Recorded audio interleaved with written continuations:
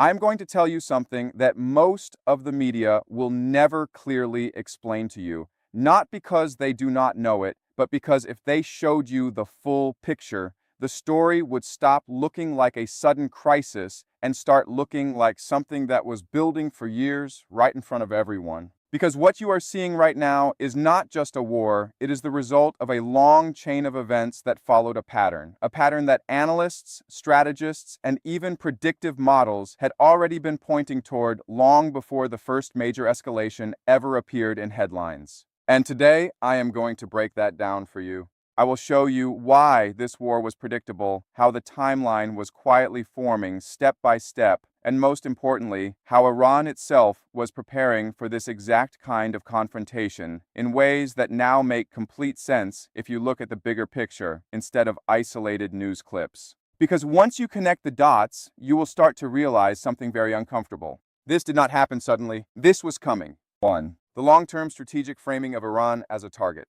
Iran was not treated as a short-term issue, but as a long-term geopolitical challenge. 2. Sanctions were not just pressure, they were phase 1. Economic warfare set the stage before military confrontation. 3. Military buildup was quiet but consistent. Both sides increased readiness over time without dramatic announcements. 4. Proxy conflicts were testing grounds. Indirect clashes helped both sides study each other's strategies. 5. Think tanks and analysts already modeled this war. Scenarios of U.S.-Iran conflict were openly discussed years ago. 6. Iran shifted to asymmetrical warfare strategy.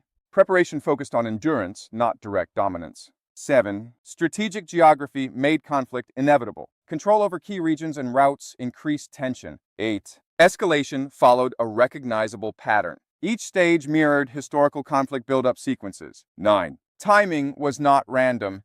Conditions aligned. Political, economic, and military factors peaked together. 10. Information was fragmented to hide the pattern. Media presented events separately, not as a connected timeline. The long-term strategic framing of Iran as a target.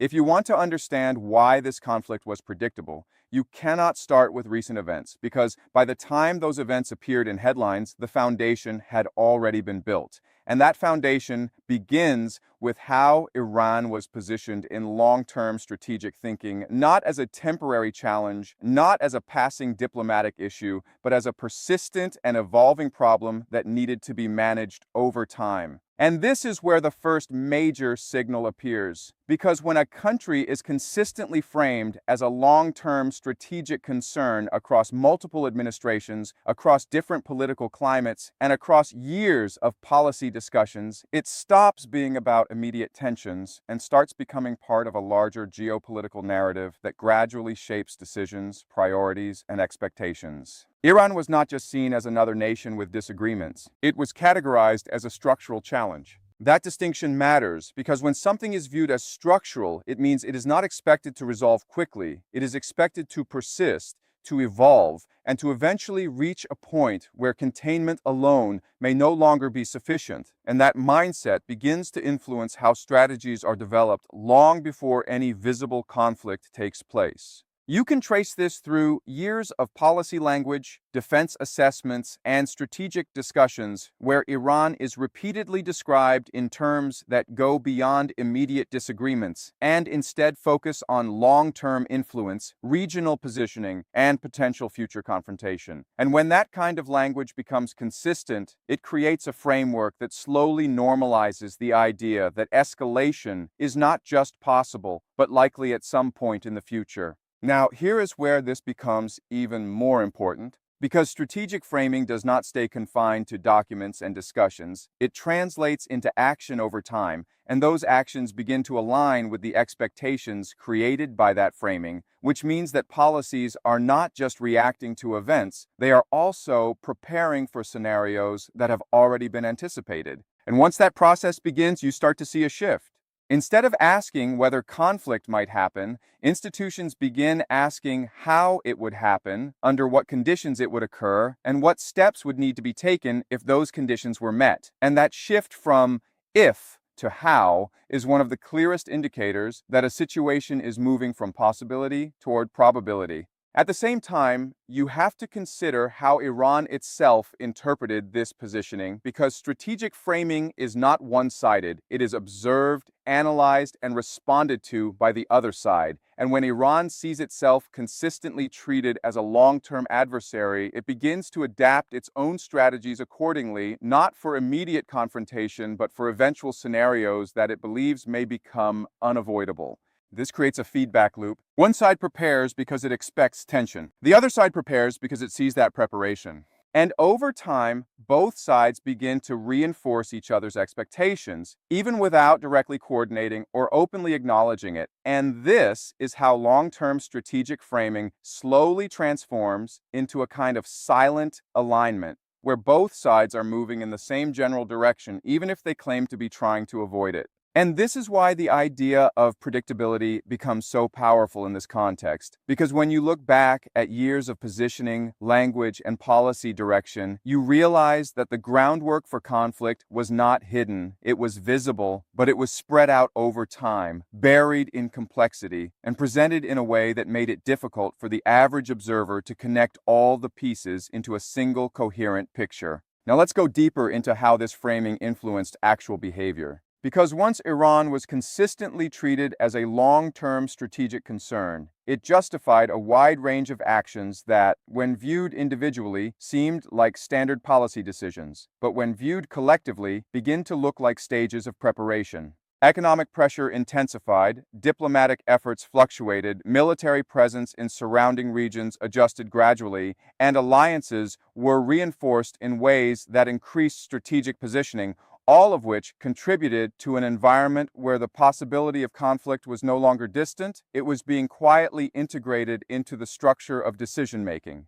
And yet at the same time, none of these actions were presented as steps toward war. They were presented as necessary responses, defensive measures, or strategic adjustments, and this is where the perception gap emerges. Because while each individual action appeared reasonable on its own, the cumulative effect of those actions was moving the situation steadily closer to confrontation. This is how predictability works in geopolitics. It does not announce itself. It builds, it accumulates, it creates momentum. And by the time that momentum becomes visible, it is often too late to easily reverse it. Now consider the psychological dimension of this. Because when institutions spend years preparing for a potential conflict, that preparation does not remain purely theoretical. It shapes expectations, it influences risk assessments, and it gradually lowers the threshold at which escalation becomes acceptable, because what once seemed extreme begins to feel like a logical extension of existing strategy.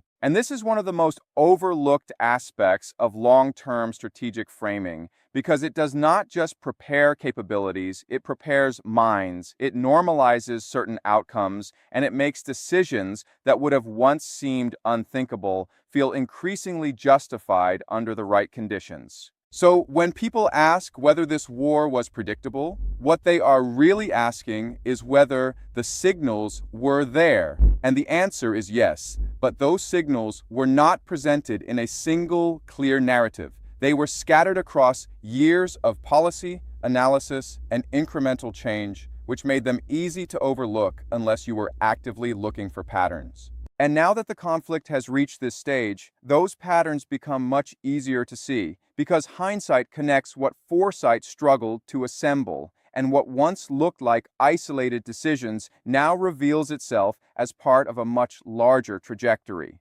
And that trajectory begins with one simple but powerful idea. Iran was never treated as a short-term issue. It was treated as a long-term strategic problem. And once that framing was established, everything that followed began to move in a direction that, whether intentionally or not, made conflict increasingly predictable. Sanctions were not just pressure, they were phase one. If you truly want to understand why this conflict was predictable, you cannot look at sanctions as just economic tools or diplomatic pressure, because that is how they are presented to the public. But when you analyze them over time, when you observe how they were designed, intensified, and strategically applied, you begin to see something much more structured, something that looks less like temporary pressure and more like the opening phase of a long-term escalation framework. Because sanctions in modern geopolitics are rarely just about punishment. They are about shaping behavior, weakening resilience, testing responses, and most importantly, preparing the environment for what might come next. And in the case of Iran, sanctions were not random. They were layered, persistent, and evolving, targeting critical sectors in ways that gradually increased pressure while also revealing how Iran would adapt under stress. Now think about that for a moment, because this is where the idea of predictability becomes much clearer. When a country is subjected to long-term economic pressure, the objective is not just immediate compliance, it is to observe how that country reacts, how it restructures its economy, how it shifts its alliances, and how it prepares for prolonged isolation, and those observations then feed back into strategic planning, allowing policymakers to refine their expectations about future conflict scenarios. And this is exactly what happened. Sanctions created a kind of controlled stress test. They allowed external observers to see how Iran would function under sustained pressure, how it would maintain internal stability, and how it would continue projecting influence despite economic constraints. And at the same time, they forced Iran to adapt in ways that would later become critical in a conflict scenario. Because under sanctions, Iran did not collapse. It adjusted. It developed alternative systems, strengthened internal networks, diversified its economic strategies, and most importantly, it began to operate under the assumption that external pressure was not temporary, but ongoing. And that assumption fundamentally changed how it prepared for the future. Now, here is where this becomes even more important, because sanctions do not exist in isolation. They are part of a broader escalation ladder, and historically, economic pressure is often one of the earliest stages in that ladder, followed by increased political tension, then indirect confrontation, and eventually, if conditions continue to intensify, direct conflict. So when you look at sanctions in this context, they start to look less like a standalone policy and more like the first phase of a sequence that has been observed in multiple conflicts before. And this is why analysts who were studying the situation years ago were already pointing out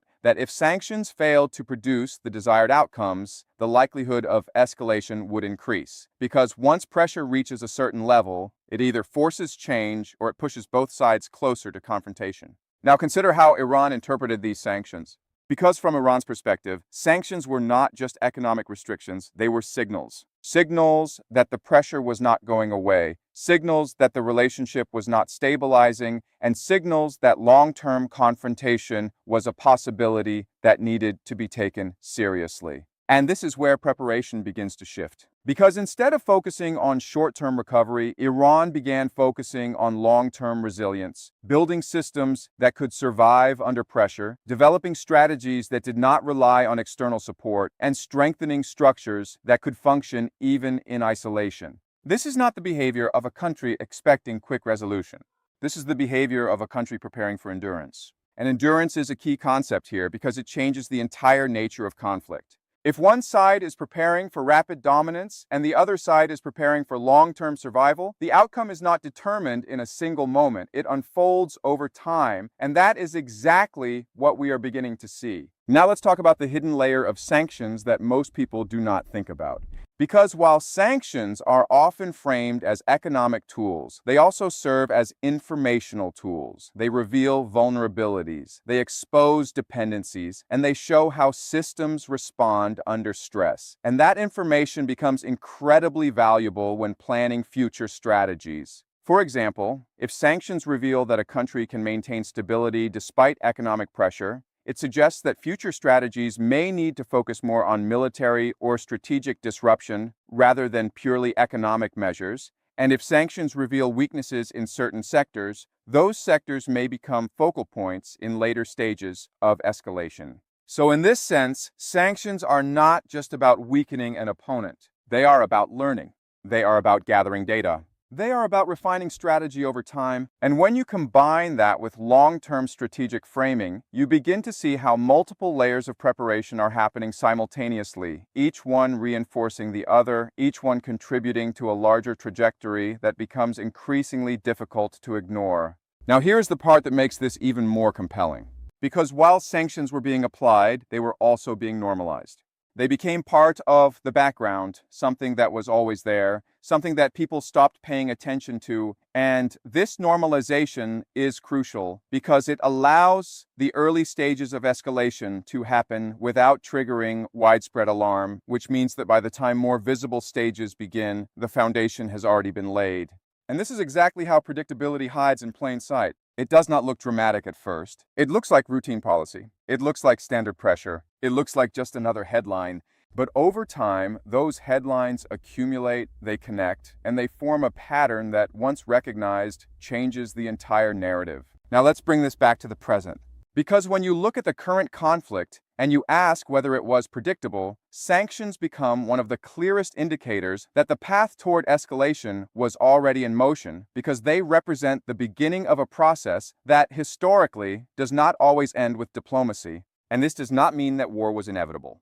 But it does mean that the conditions for war were being built, step by step, layer by layer, over time.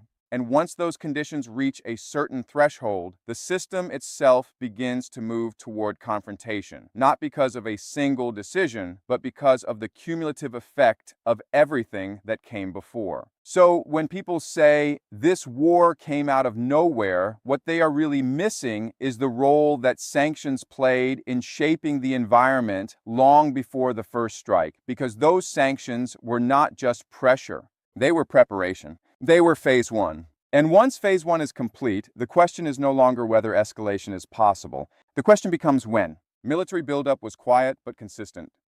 If sanctions were the visible opening phase, then military buildup was the silent reinforcement happening in the background, because one of the most overlooked aspects of this entire situation is not just what was said publicly, but what was happening quietly, consistently, and without dramatic headlines. And that is exactly where the next layer of predictability begins to reveal itself. Because large-scale conflicts do not happen without preparation, and that preparation is rarely announced in a way that draws attention to itself. Instead, it unfolds gradually through adjustments in positioning, changes in readiness levels, expansion of capabilities, and subtle shifts in deployment patterns that, when viewed individually, appear routine, but when viewed collectively, tell a very different story. And that story is one of readiness. Because over time, both sides were not just maintaining their military capabilities, they were refining them, adapting them, and positioning them in ways that suggested they were preparing for more than just defensive scenarios. Now, this is where things become particularly important, because military buildup is not always about immediate action. It is often about signaling, about creating options, about ensuring that if a situation escalates, the necessary tools are already in place. And this is what makes it so difficult for the public to recognize as part of a larger pattern. Because each individual movement, each adjustment, each increase in readiness can always be explained as precautionary, as defensive, as routine, and in many cases, that explanation is technically correct, but what gets lost is the cumulative effect of those actions over time. And that cumulative effect is what creates momentum. Because when forces are gradually positioned, when capabilities are incrementally enhanced, and when readiness levels are quietly elevated, the system begins to shift from a state of potential to a state of preparedness. And once that shift occurs, escalation becomes much easier to execute if conditions demand it. Now consider how this played out over time. Military assets were repositioned, not dramatically, but steadily. Exercises were conducted not as isolated events, but as part of ongoing readiness cycles. Capabilities were upgraded, not in a single leap, but through continuous improvement. And none of these actions, on their own, would necessarily indicate that a conflict was imminent. But together, they form a pattern that is much harder to ignore. Because patterns reveal intent, not necessarily in the sense of a fixed decision, but in the sense of preparation for a range of outcomes, including those that involve direct confrontation.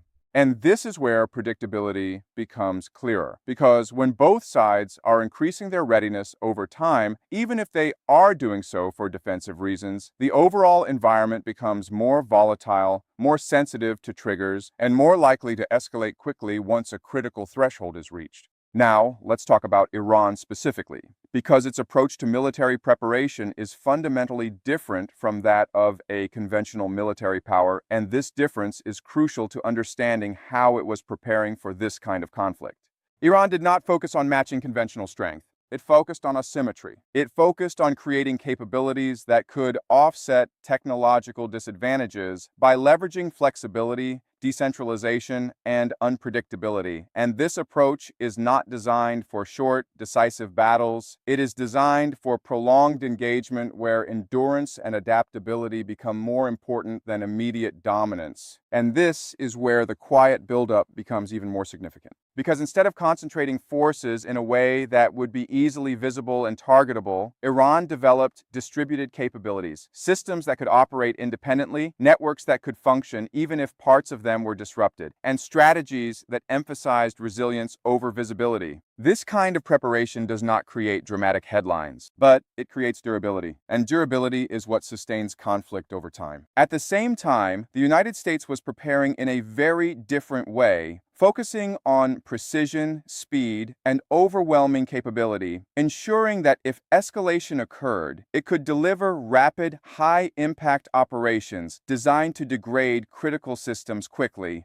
And this contrast between preparation styles is not accidental. It reflects fundamentally different strategic philosophies. One side preparing to strike fast and decisively, the other preparing to absorb, adapt, and continue. And when these two approaches collide, the result is rarely simple. Because what looks like an advantage in the early stages may not translate into long-term dominance, and what looks like vulnerability may actually be part of a strategy designed to outlast and outmaneuver over time. Now, here is where the concept of quiet buildup becomes even more important. Because the absence of dramatic announcements creates the illusion of stability. It makes it seem as though nothing significant is changing when in reality the underlying structure is shifting continuously. And this is one of the reasons why the conflict felt sudden to so many people, because the visible indicators did not match the actual level of preparation that had already taken place. And this disconnect between perception and reality is what allows predictability to go unnoticed.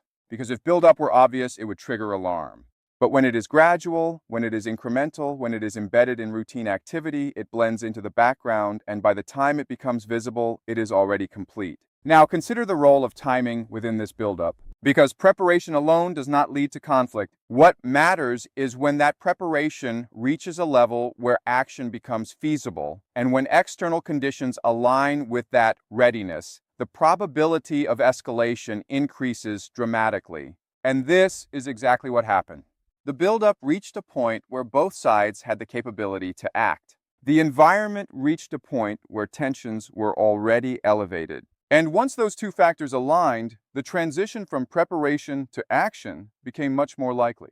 Now, this does not mean that war was predetermined, but it does mean that the system was primed. And when a system is primed, it does not take much to trigger movement.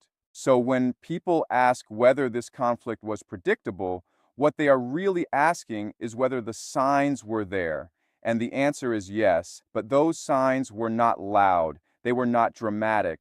They were not presented as warnings. They were embedded in routine activity, in gradual changes, in quiet preparation that most people were not watching closely enough to recognize. And that is the key point. Predictability does not always announce itself. Sometimes it builds silently. Sometimes it moves in the background. Sometimes it prepares long before it acts. And by the time it becomes visible, it is no longer preparation. It is execution. Proxy conflicts were testing grounds. If you want to understand how this conflict was not only predictable, but practically rehearsed in fragments over time, then you have to look beyond direct confrontation and focus on something far more subtle, far more strategic, and far more revealing. And that is the role of proxy conflicts. Because what most people saw as isolated regional tensions were, in reality, interconnected environments where strategies were tested, responses were measured, and future scenarios were quietly being shaped. Because in modern geopolitics, major powers rarely jump directly into full-scale conflict without first engaging in indirect confrontation. And these indirect engagements serve multiple purposes at once. They allow each side to project influence without immediate escalation. They provide opportunities to observe how the other side reacts under pressure. And most importantly, they create real-world laboratories where tactics, technologies, and strategies can be tested under live conditions without triggering total war. And this is exactly what happened over time. What appeared to be separate conflicts across different regions were, in many ways, extensions of a larger strategic competition where both sides were involved, sometimes directly, sometimes indirectly, but always with an awareness that these environments were offering valuable insights into how a future confrontation might unfold. Now, think about what that means because it changes how you interpret those events entirely. Instead of seeing them as random or disconnected, you begin to see them as part of a broader pattern where each engagement contributes data, experience, and understanding that feeds back into long-term planning. And this is where the idea of testing grounds becomes critical. Because in these proxy environments, strategies are not just imagined, they are executed.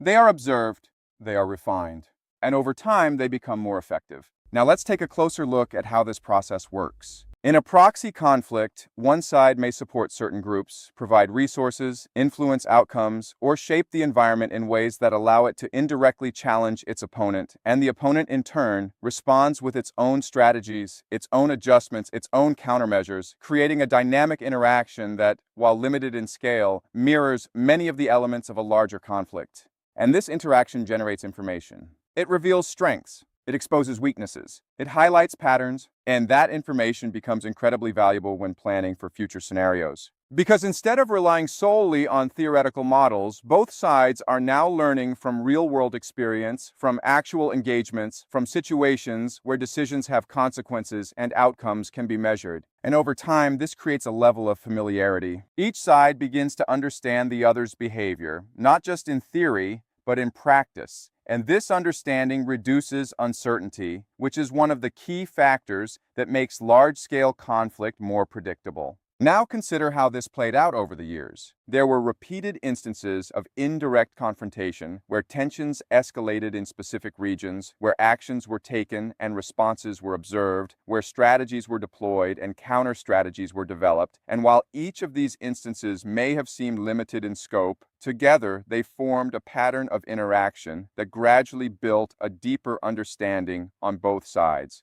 And this is where the idea of predictability becomes even stronger. Because when two sides have already engaged indirectly multiple times, when they have already tested each other's responses, when they have already observed how escalation unfolds in smaller environments, the transition to a larger confrontation becomes less uncertain, less unpredictable, and more like an extension of what has already been happening.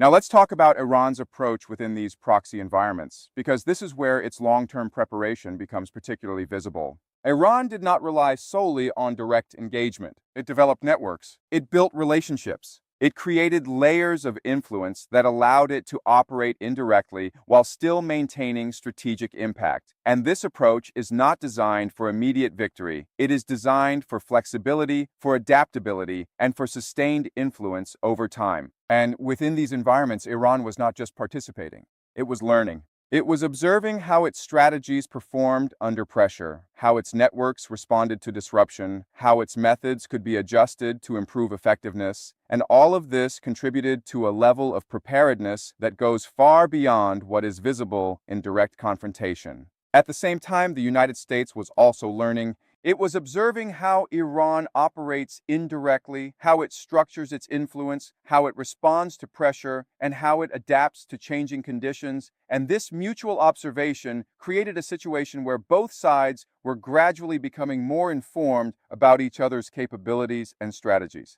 And this is where the concept of rehearsal becomes relevant. Because while these proxy conflicts were not full-scale war, they contained many of the elements that would later appear in direct confrontation. And by engaging in these environments, both sides were effectively rehearsing aspects of a larger conflict, testing ideas, refining approaches, and building experience that would later influence their actions. Now, here is the part that most people overlook.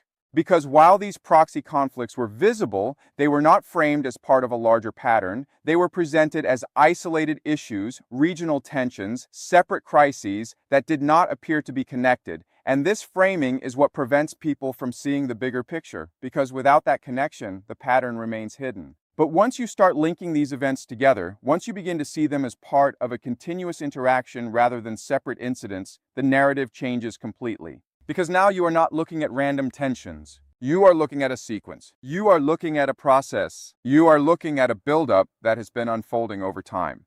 And that buildup makes the current conflict far less surprising. Now consider the psychological impact of this as well. Because repeated indirect engagement reduces the fear of escalation. It normalizes confrontation. It creates familiarity with risk.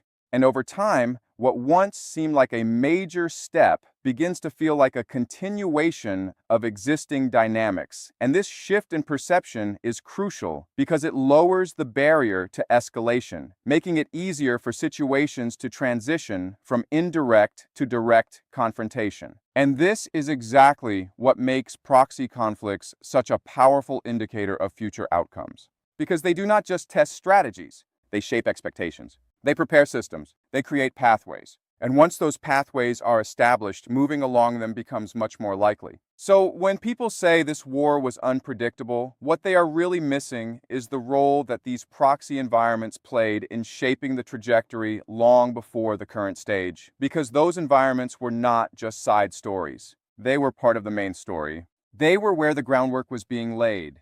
They were where the interaction was being refined. They were where the future was being tested in smaller pieces before being assembled into something much larger. And once you understand that, the idea that this conflict was sudden begins to fall apart. Because it was not sudden. It was practiced. It was observed. It was refined. And ultimately, it was extended. Think tanks and analysts already modeled this war.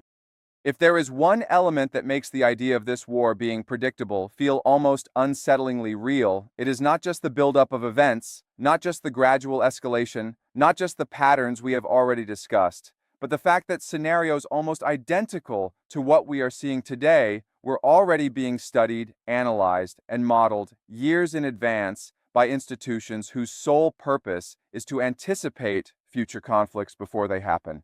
Because behind the scenes of global politics, there exists an entire ecosystem of analysis, simulation, and strategic forecasting that most people never see, where experts dedicate their time to asking one simple but powerful question: if tensions continue to evolve in a certain direction, what happens next? And in the case of Iran, that question was not hypothetical. It was explored repeatedly. Think tanks, defense institutions, academic researchers, and policy advisors all contributed to a growing body of work that examined how a potential conflict between the United States and Iran might unfold, what stages it would go through, what triggers might accelerate escalation, and what outcomes could emerge depending on how each side responded. Now, here is what makes this so important, because these models were not vague.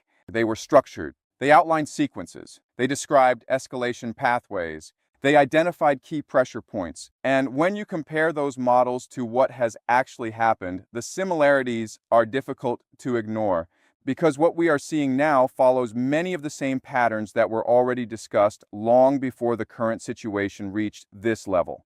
Now, this does not mean that someone wrote a script and then simply followed it step by step. That is not how geopolitics works. But what it does mean is that when multiple analysts working independently arrive at similar conclusions about how a situation is likely to evolve, it suggests that there are underlying dynamics at play that make certain outcomes more probable than others. And this is where the idea of prediction becomes more grounded, because prediction in this context is not about certainty. It is about probability. It is about identifying trends, analyzing behaviors, and understanding how different factors interact over time to create pathways that become increasingly likely as conditions align. And in the case of Iran, those pathways were studied extensively. Now let's break down what these models typically focused on, because this is where things become even more revealing. First, they looked at escalation triggers. What kinds of events could move the situation from tension to confrontation? These could include military incidents, strategic miscalculations, political decisions, or external pressures that push both sides beyond a certain threshold. Second, they examined response patterns.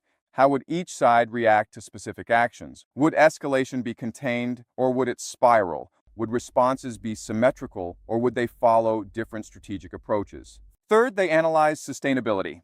If a conflict were to occur, how long could each side sustain it? What resources would be available? What strategies would be used to maintain momentum or endure pressure? And fourth, they considered broader impacts. How would regional dynamics shift? How would alliances respond? How would global systems react? And when you look at these categories, you begin to see how comprehensive these models are, because they are not just predicting whether a conflict might happen, they are exploring how it would behave if it did. Now, here is where things become even more interesting, because these models do not just exist in isolation. They influence policy, they inform decision-making, they shape how leaders think about risk, about opportunity, and about the consequences of different actions. And this creates a feedback loop where predictions are not just observations. They become part of the system itself. And this is one of the most debated aspects of strategic forecasting, because if decision makers are aware of these models, if they understand the pathways that analysts have identified, it raises an important question. Do those models simply describe reality, or do they in some way influence it? Because once a scenario is considered likely, once it is discussed, once it is prepared for, the system begins to orient itself around that possibility, and that orientation can, over time, make the predicted outcome more achievable. Now, this does not mean that the war was intentionally orchestrated to match a model, but it does suggest that the models were capturing something real. They were identifying patterns that were already present, dynamics that were already in motion, and trajectories that were already forming. And that is why, when the conflict began to unfold, it did not look entirely new to those who had been studying these scenarios. It looked familiar. It looked like something they had already considered. Now let's talk about how this contributes to the perception of predictability. Because for the general public, these models are largely invisible. They are not widely discussed. They are not presented in mainstream narratives. And as a result, when events occur that align with those models, they feel sudden, unexpected, even shocking. But for those who have been following the analysis, the progression feels different. It feels like the continuation of a trajectory that has been building for years. And this difference in perception is crucial because it highlights the gap between what is known in analytical circles and what is communicated to the public. Now consider the implications of this. Because if a conflict can be modeled, if its pathways can be outlined, if its triggers can be identified, then it means that the signals leading up to it are not random. They are part of a pattern that can be observed, analyzed, and understood. And that brings us back to the central idea of this entire discussion. This war was not a surprise. It was a possibility that became a probability. It was a scenario that became a trajectory. It was something that moved from analysis to reality as conditions aligned. Now, does that mean it was inevitable? Not necessarily. Because predictions are not guarantees. They are possibilities. They are warnings. They are frameworks that show what could happen if certain factors continue to evolve in a particular direction. But what makes this situation so compelling is how closely reality has followed those frameworks, how many of the expected stages have appeared, and how consistent the overall trajectory has been with what was already being discussed. And that is why the idea that this war was predictable resonates so strongly. Because when you see the alignment between analysis and reality, it becomes difficult to dismiss it as coincidence. It becomes something else, something more structured, something more understandable, and something that, once recognized, changes how you interpret not just this conflict, but the way major global events unfold in general. Because what looks like chaos on the surface often has patterns beneath it. And those patterns, if you know where to look, can tell you far more than the headlines ever will. Iran shifted to asymmetrical warfare strategy. If there is one factor that most fundamentally explains how Iran was preparing for this conflict long before it became visible, it is the strategic shift away from conventional warfare and towards something far more adaptive, far more resilient, and far more difficult to defeat quickly. And that is asymmetrical warfare. Because once you understand this shift, you begin to realize that Iran was not preparing to win a traditional war. It was preparing to survive, stretch, and reshape the conflict over time. Because in a direct comparison of conventional military power, the imbalance is clear, and Iran understood that matching technological superiority or conventional dominance was not the path that would give it an advantage. So instead of trying to compete in a space where it was structurally weaker, it chose to redefine the battlefield itself, shifting the focus from direct confrontation to indirect pressure, from centralized strength to distributed capability, and from rapid victory to long-term endurance. And this shift did not happen suddenly. It was gradual. It was deliberate. It was built over time through doctrine, training, and strategic planning that emphasized flexibility over rigidity and resilience over visibility. And this is one of the strongest indicators that Iran was preparing for a specific type of conflict, one that would not be decided in days or weeks, but would unfold over extended periods where adaptability becomes the most valuable asset. Now think about what that means in practical terms. Instead of concentrating forces in large, easily targetable formations, Iran focused on decentralization, creating networks that could operate independently, systems that could continue functioning even if parts of them were disrupted, and strategies that did not rely on a single point of failure. And this kind of structure is incredibly difficult to neutralize quickly because even if one part is weakened, others can continue operating. This is not accidental, this is design, and it reflects a deep understanding of how modern conflicts evolve, especially when there is a significant imbalance in conventional capabilities.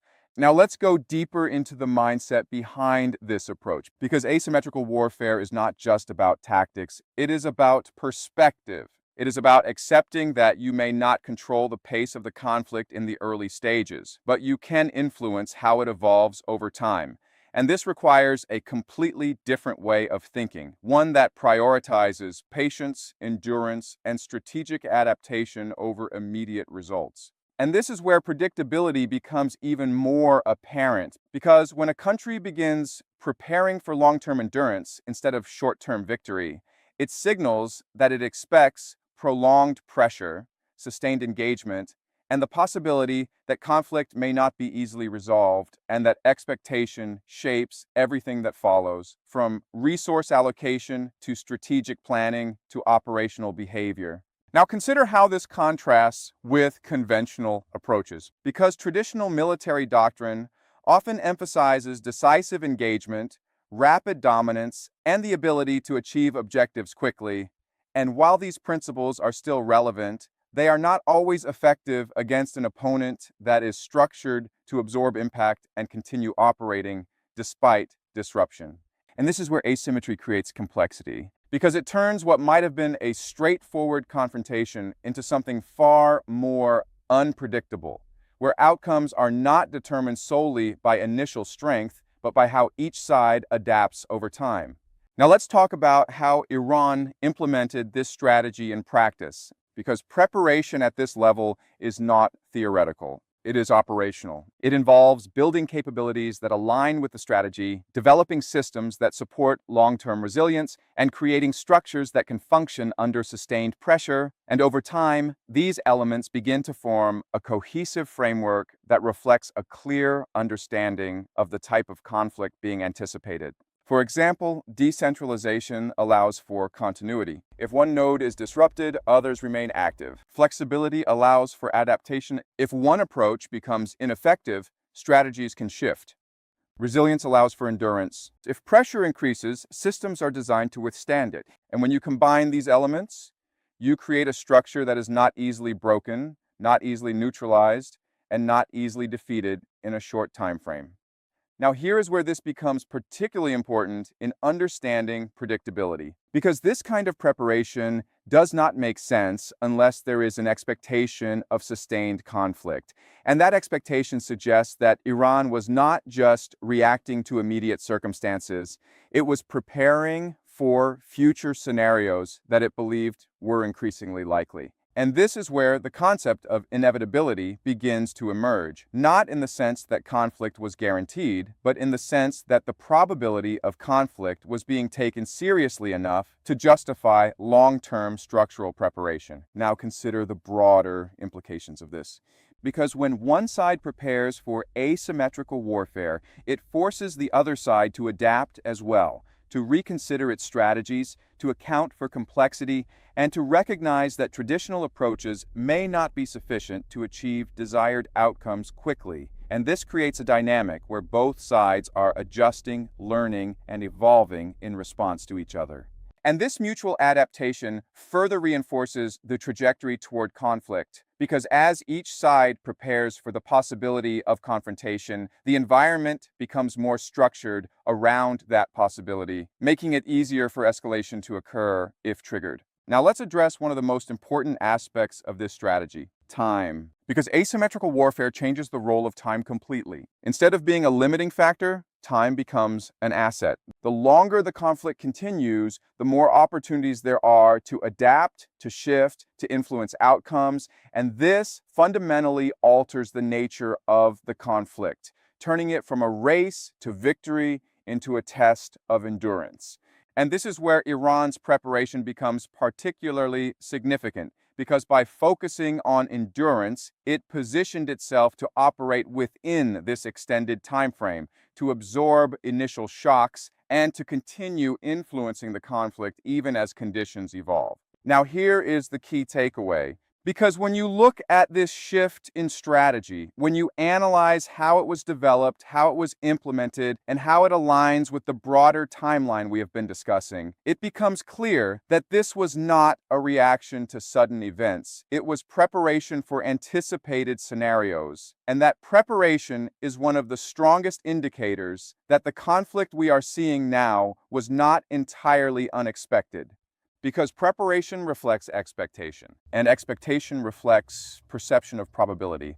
And when those elements align over time, they create a trajectory that, once recognized, makes the outcome far less surprising. So when people ask whether this war was predictable, what they are really asking is whether the signs were there, and the shift toward asymmetrical warfare is one of the clearest signs of all, because it shows that Iran was not preparing for a hypothetical situation. It was preparing for a type of conflict that it believed could realistically occur. And now that that conflict is unfolding, that preparation no longer looks theoretical.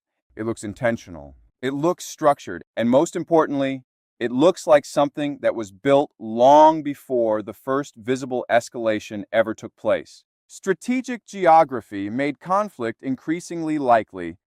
If you strip away the politics, the headlines, the speeches, and even the timelines we have already discussed, and you look at this situation from the most fundamental level possible, you arrive at something that is often underestimated but incredibly powerful, and that is geography, because geography does not change quickly. It does not react to daily events, but it quietly shapes long-term strategy in ways that make certain conflicts more likely over time. And in the case of Iran, geography is not just a background detail, it is a central factor.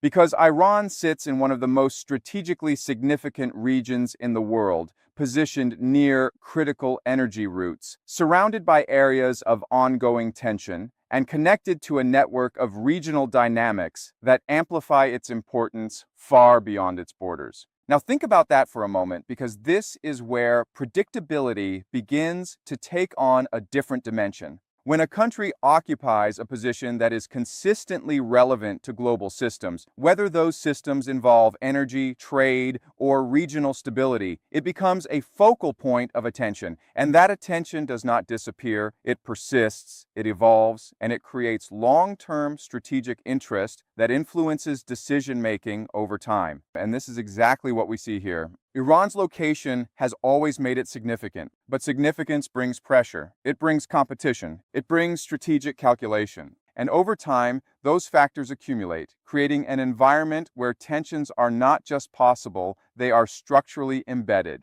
Now let's go deeper into how this works, because geography influences strategy in multiple ways. It determines access, it shapes movement, it defines choke points, and it creates areas where control or influence can have disproportionate impact. And in the context of Iran, one of the most critical aspects of its geography is its proximity to major energy corridors, routes that are essential to global markets and that carry enormous strategic value. And when control, influence, or disruption of those routes becomes part of strategic thinking, the stakes increase significantly because now the situation is not just about bilateral relations, it is about global systems that depend on stability in that region. And this is where predictability becomes more structural than situational. Because when a region holds that level of importance, it becomes a constant point of focus, and any tension within that region has the potential to escalate more quickly and with broader consequences than in less strategically significant areas. Now consider how this affects long-term planning. Because when policymakers and strategists evaluate future scenarios, geography is always one of the first variables they consider, not because it changes frequently, but because it defines the environment in which everything else operates. And when that environment is inherently strategic, it naturally leads to scenarios where conflict becomes one of the possibilities that must be accounted for.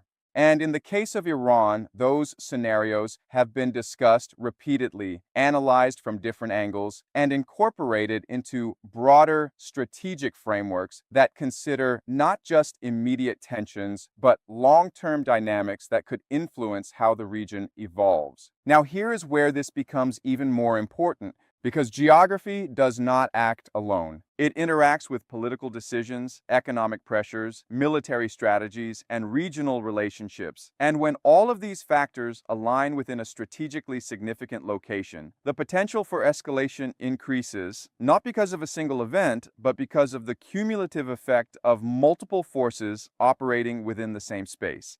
And this is exactly what we are seeing. Iran's geography amplifies the impact of every decision, every movement, every escalation, because each of those elements is occurring within a context that already carries significant strategic weight. Now let's talk about how Iran has responded to this geographic reality. Because awareness of strategic position influences preparation, and Iran has long understood that its location makes it both important and vulnerable, which means that its strategies have been shaped by the need to leverage that position while also protecting against the risks it creates. And this is where the earlier discussion of asymmetrical warfare connects directly to geography, because when a country recognizes that it occupies a strategically significant position, it often develops strategies that allow it to maximize influence while minimizing exposure. And this creates a dynamic where geography becomes both an asset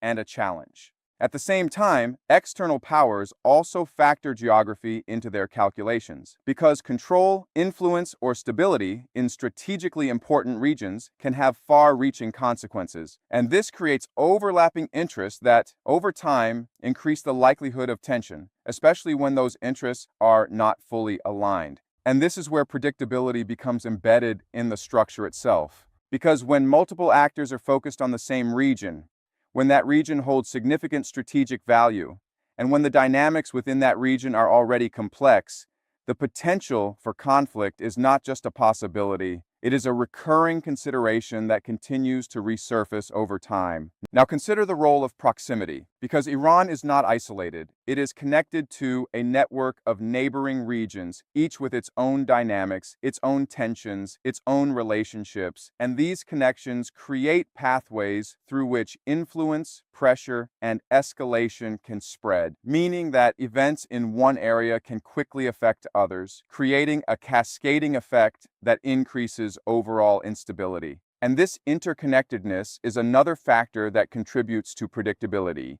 because it means that tensions are not confined, they are distributed, they are linked, and they can escalate through multiple channels simultaneously, making the overall situation more sensitive to change. Now, here's the key point, because when you combine strategic location, global importance, regional complexity, and interconnected dynamics, you create an environment where conflict is not just a reaction to specific events. It is a possibility that is built into the structure itself, and that structure does not change overnight. It persists, it evolves, and it continues to influence how events unfold over time. So when people ask whether this war was predictable, what they are really asking is whether the underlying conditions made it more likely. And geography is one of the strongest indicators that those conditions were always present because it defines the environment in which all other factors operate.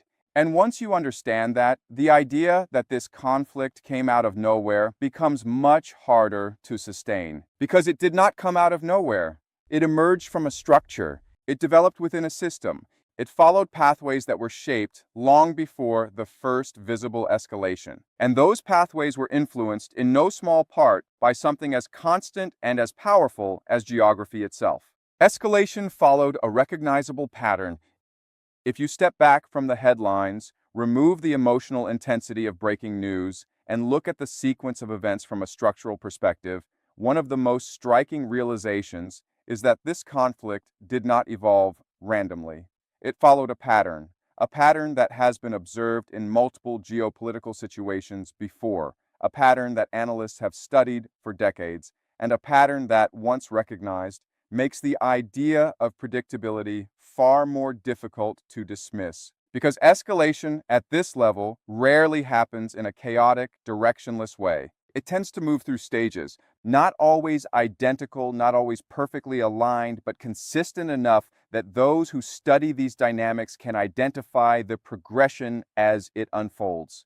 And that progression is exactly what we are seeing here. Now let's break this down carefully, because this is where everything starts to connect. The first stage is tension. Not sudden, not explosive, but persistent. A background level of disagreement, competition, and strategic friction that exists over time, creating an environment where the relationship is already strained before any major event occurs. And we saw that for years.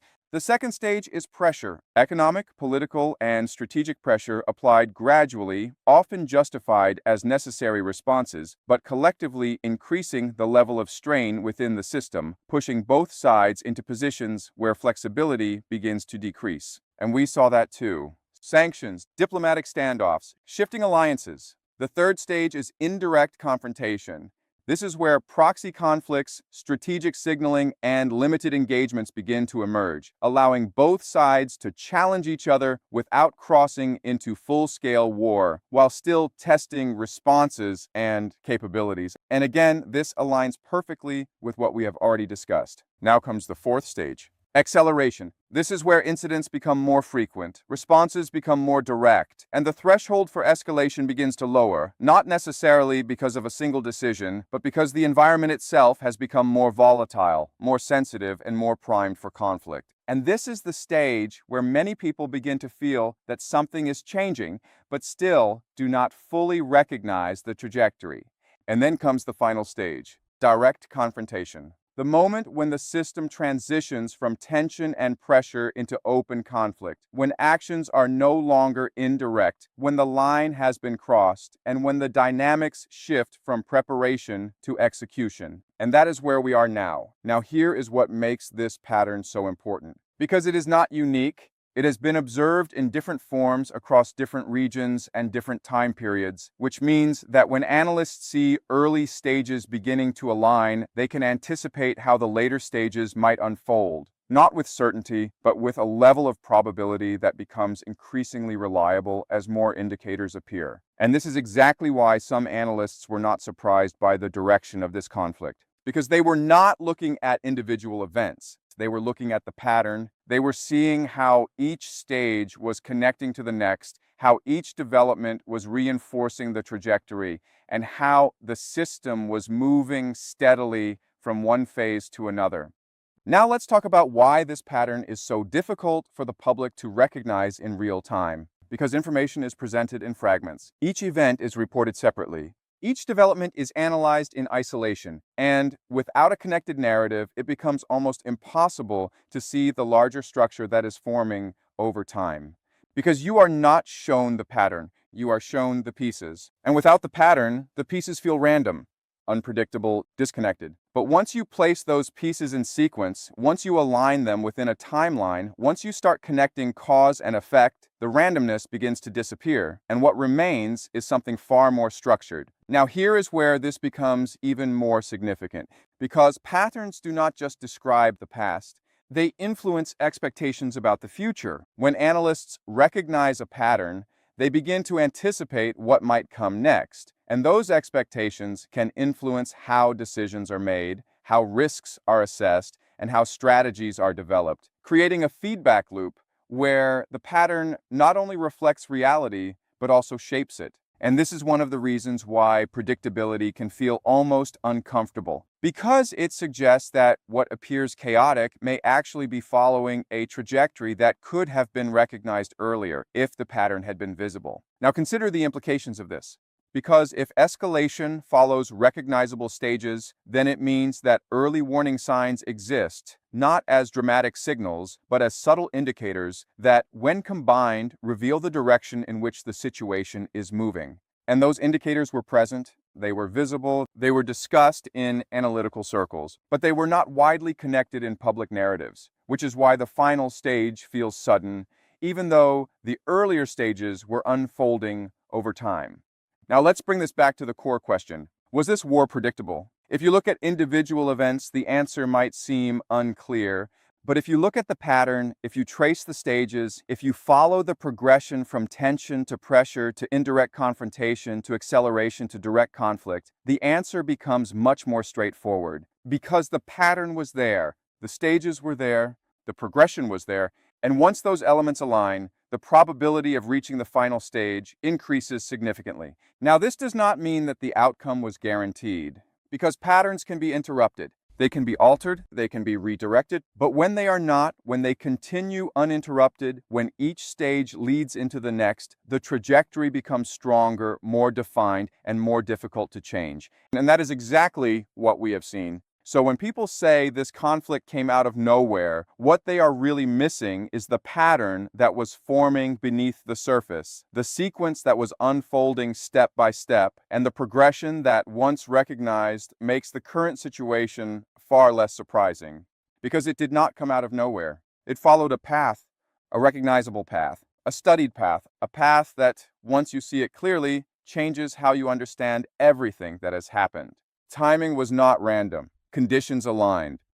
If there is one question that sits at the center of everything we have discussed so far, it is not just why this conflict happened, but why it happened at this exact moment. Because timing in geopolitics is rarely accidental. It is the result of multiple variables aligning in a way that creates a window where action becomes more likely, more feasible, and in some cases, more advantageous than at other points in time. And this is where the idea of predictability reaches one of its most compelling points, because when you examine the timing of this conflict closely, you begin to see that it did not emerge in isolation.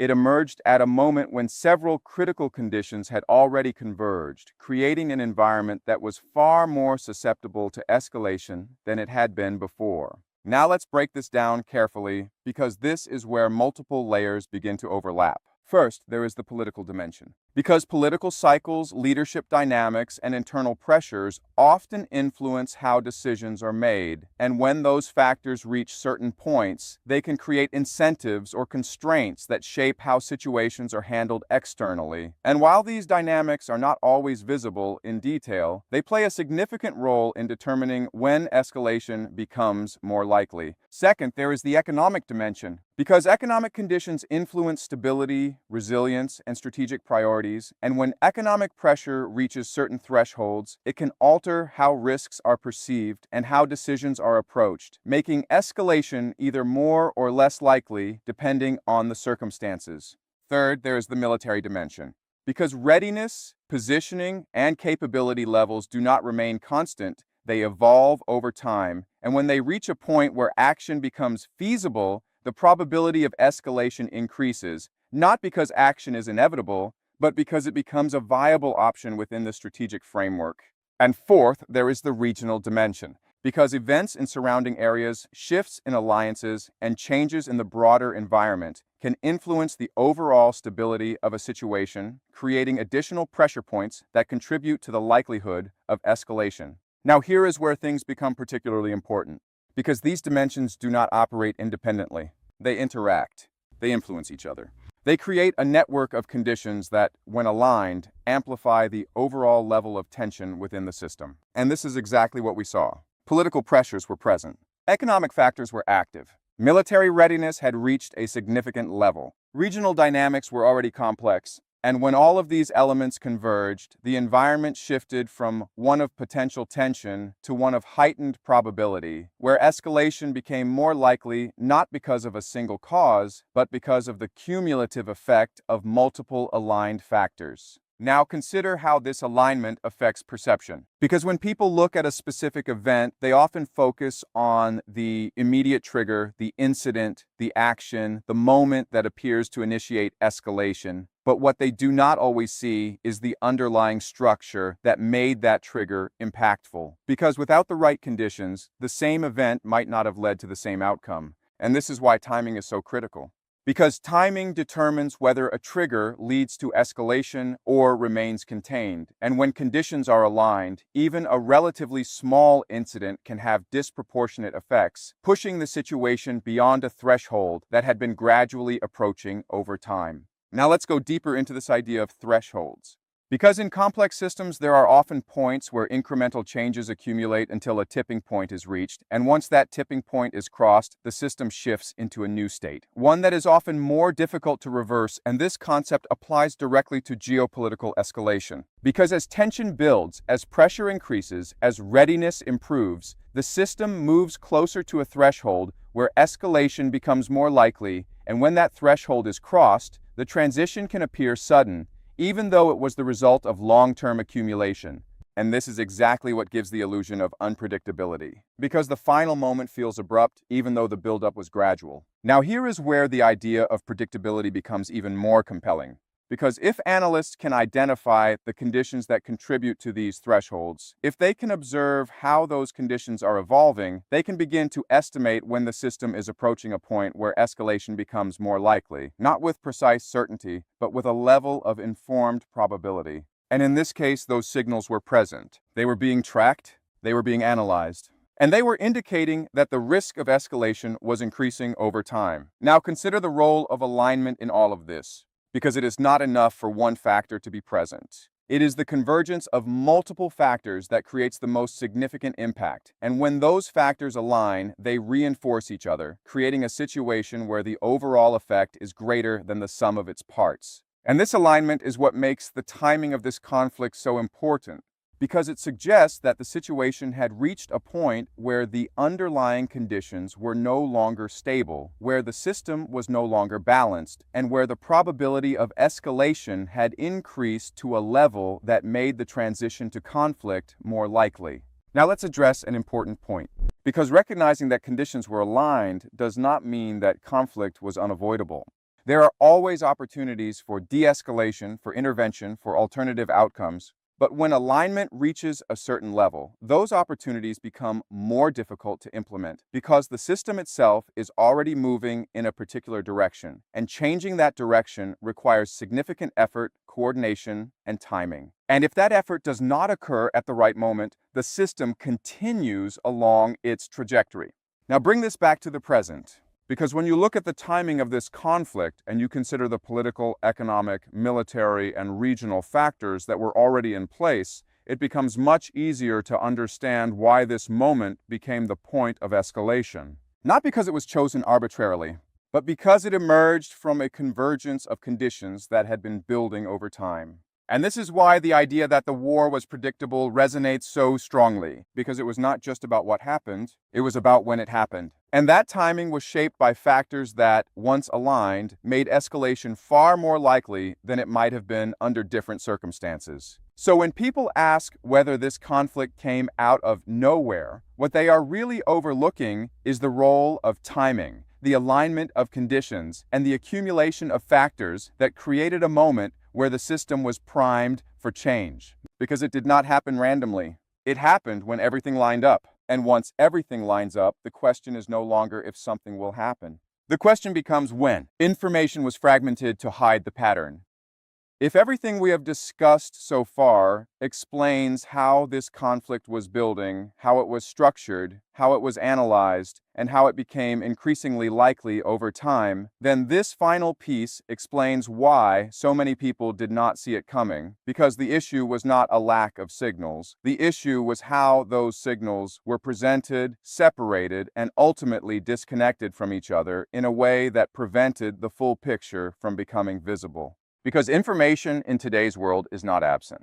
It is abundant. But abundance does not guarantee clarity. In fact, in many cases, it creates the opposite effect, where the sheer volume of information makes it harder to identify patterns, harder to connect events, and harder to see the trajectory that is forming beneath the surface. And this is exactly what happened here, because every stage we have discussed was visible in some form. The long-term strategic framing, the sanctions, the military buildup, the proxy conflicts, the analytical models, the shift in strategy, the role of geography, the escalation pattern, the alignment of timing. All of these elements were present, but they were not presented as a connected narrative. They were presented as isolated developments, separate stories, individual headlines, and without that connection, the pattern remained hidden in plain sight. Now think about how information is typically consumed. People see events as they happen. One headline today, another tomorrow. A different story the next day. Each one analyzed independently, each one discussed within its own context. And while this approach provides detail, it does not provide structure. It does not show how events relate to each other over time. And without that structure, it becomes incredibly difficult to recognize long-term patterns. Because patterns require continuity. They require connection. They require perspective. And when information is fragmented, that perspective is lost. Now here is where things become even more important. Because fragmentation is not always intentional, it is often a result of how systems operate. News cycles prioritize immediacy. They focus on what is happening now. They emphasize the latest development. And in doing so, they naturally break events into smaller pieces, each one competing for attention, each one presented as a standalone story. And while this approach is effective for delivering updates, it is not effective for revealing long-term trajectories. Because trajectories require time, they require synthesis. They require stepping back and looking at how events connect across months, years, and even decades. And this is something that rarely happens in real-time coverage. Now consider the impact of this fragmentation. Because when events are presented separately, they feel unpredictable. They feel disconnected. They feel like sudden changes rather than the result of ongoing processes. And this creates a perception gap between what is happening and how it is understood. Because while the system is following a trajectory, the perception of that trajectory is broken into pieces, making it difficult to recognize the direction in which things are moving. And this is why the final stage of escalation often feels like a surprise. Not because it was unanticipated, but because the buildup was not seen as a continuous process. Now let's go deeper into how this affects understanding. Because when people are exposed to fragmented information, they tend to interpret events based on immediate context rather than long-term patterns, focusing on what just happened rather than how it connects to what happened before. And this short-term focus limits the ability to see larger structures, making it harder to identify trends that develop over time. And this is exactly what allowed the predictability of this conflict to remain hidden, because the signals were there, but they were scattered, they were separated, they were presented in ways that did not encourage connection. Now, here is an important distinction, because this does not mean that information was deliberately concealed. It means that it was not synthesized. It was not integrated into a narrative that showed how all the pieces fit together, and without that integration, the pattern remained invisible to most observers. Now consider what happens when those pieces are finally connected. When you take the long-term framing, the sanctions, the buildup, the proxy conflicts, the analytical models, the strategic shifts, the geographic factors, the escalation pattern, and the timing, and you place them in sequence, aligning them within a single narrative, the randomness disappears. The unpredictability fades, and what remains is something far more structured, a trajectory, a progression, a process that, once recognized, makes the current situation far easier to understand. And this is where the concept of hidden in plain sight becomes relevant, because nothing we have discussed was entirely secret. It was available. It was observable. It was documented, but it was not connected. And without connection, information does not become insight. It remains data, isolated, fragmented, incomplete. Now, here is the final point. Because when you understand how fragmentation works, when you recognize how it shapes perception, you begin to see why so many people felt that this conflict came out of nowhere, even though the underlying trajectory had been developing for years. Because they were not seeing the trajectory. They were seeing the fragments. And fragments do not tell a story. They only show moments. But when those moments are connected, when they are placed within a broader context, when they are aligned within a timeline, they reveal something much more powerful. They reveal structure. They reveal direction. They reveal predictability. And that is the key takeaway from everything we have discussed. This conflict was not invisible. It was fragmented. It was not unpredictable. It was unconnected. And once you connect the dots, once you step back and look at the full picture, the narrative changes completely. Because what once looked like chaos begins to look like a process. What once felt sudden begins to look like a buildup. And what once seemed unpredictable begins to look like something that, while not guaranteed, was far more foreseeable than most people realized at the time. And that is the reality that changes everything. Because it forces you to rethink not just this conflict, but how you interpret global events in general, how you process information, and how you recognize patterns that are forming long before they reach the surface. Because in the end, the biggest difference is not what happened. It is how clearly you were able to see it coming.